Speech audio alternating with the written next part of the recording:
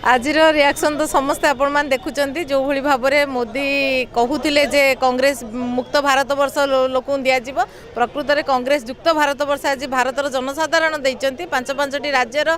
फलाफल घोषित है युववर्ग महिला वर्ग समस्त क्षेत्र में समस्त को जो योजना यूपीए सरकार आनी जो भली भाबरे खाद्य सुरक्षा ठारू आरंभ करिकी महिला मानकर 33% स्थान संरक्षण को लेकिन जो प्रश्न एवं जो भली भाबरे प्रस्ताव मान रखिचंती आज से समस्त आम धन्यवाद दूँ राहुल गांधी नेतृत्व को सोनिया गांधी नेतृत्व को एवं आगामी दिन में 2019 कांग्रेस ओडिशा रे शासन करिवो।